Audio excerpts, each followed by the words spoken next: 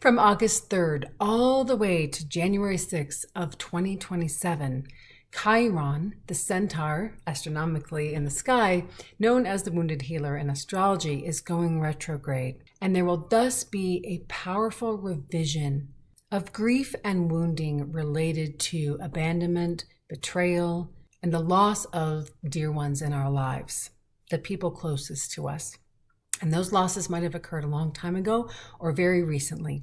Chiron's very long retrograde reflective process, because of the aspects it's making at the time of its station, is going to be bringing new opportunities for healing in new ways that allow us to perhaps finally release what we wish could have been, including our grief process, and finally really accept what is.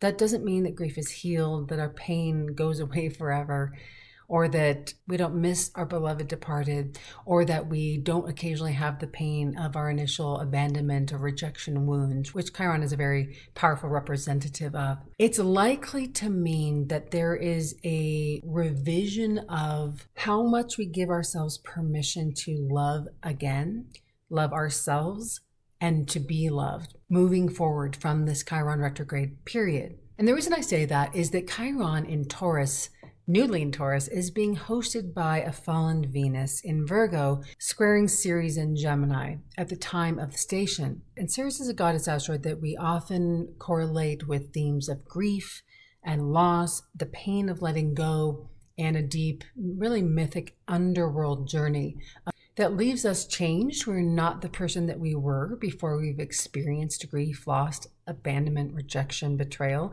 That's all Chiron and Ceres in the myth, where she loses her daughter to Hades in the underworld, eventually finds her, but is only able to strike a deal with Pluto where she brings her up half the year, thus leading to the light seasons of the spring and the summer when she has her daughter with her, and then the seasons of death and decay in the fall and winter when Persephone, her daughter, goes back down to the underworld. Now, that's a very condensed version of the story, but I mention it to say, when planets are going retrograde, looking at what their host is doing really helps us understand the dominant themes of that retrograde for us each individually. And of course, the house that Taurus takes up in our natal charts, where Chiron is residing and will for quite some time, give us additional clues as to what those themes might be. And the square between Venus and Ceres at the time of the retrograde really suggests that the way we relate to love in our lives, those that we've loved deeply, and how we received or perhaps even had trouble receiving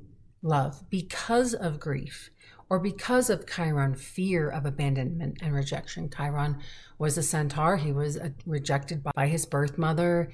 He had a wound that he couldn't heal. He was an outsider. He learned alchemical magic and medicine, which he taught. He was one of the early herbalists, magicians, and practitioners of what we might consider complementary medicine now. And a Venus squaring Ceres is very uncomfortable with the space of being in the outsider and with the concept of dealing with extraordinary loss and unimaginable grief, because Venus is a principle of harmony.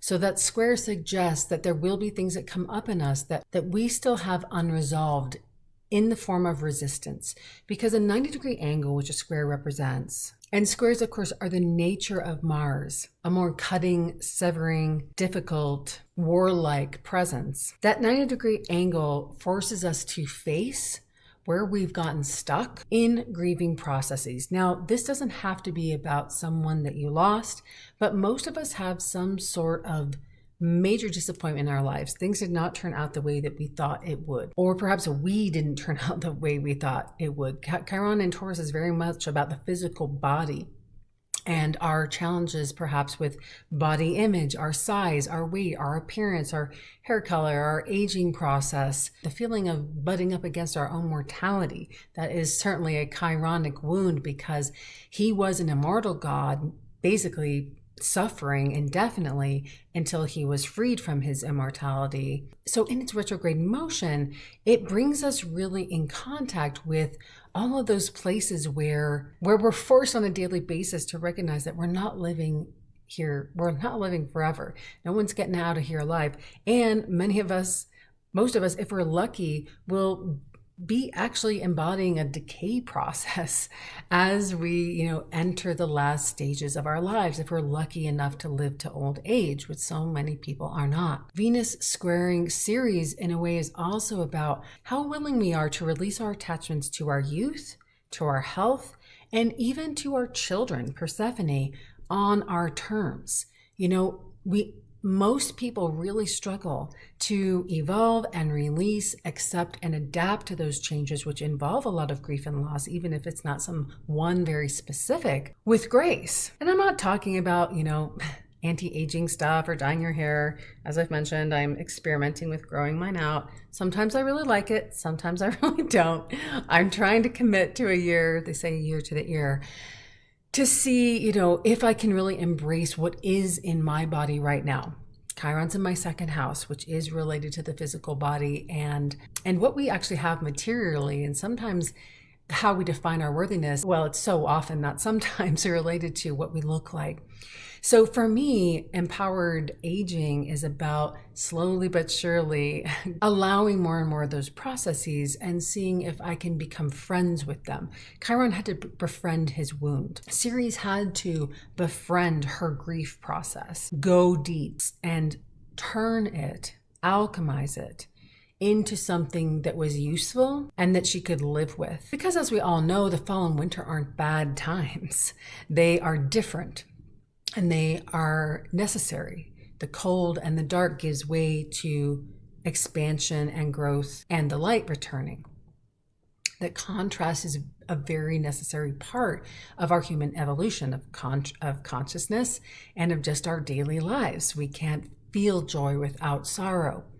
So here we are in this long Chiron retrograde period, really being invited into the depths of a reflective process around how safe and secure, that's Taurus, we have become with the discomfort of loss, with the discomfort of experiencing betrayals in our lives. An abandonment by your mother is a pretty big betrayal. And he was injured by friendly fire, which is kind of a betrayal in itself, even though it was an accident. And further support for how we're going to transform during the Chiron retrograde is that Ceres is co-present with Uranus, who's not far away from her at this time of this station, just by a handful of degrees. And Uranus is a wonderful liberator from karma around grief in this aspect dyad. Uranus can literally break us out of and shift maybe a spiral of thinking, because Mercury in Cancer is also squaring Pallas Athena at the time of the station on the same day. So when we have thoughts that aren't serving us, that just keep looping and looping on and on, a Mercury squaring Pallas Athene can help us find the wisdom to recognize that's not working anymore. And Venus square Ceres, the courage to take the underworld journey to face some of that material if we haven't already. Now, Chiron was definitely about teaching and healing. It's an opportunity to both give and receive help.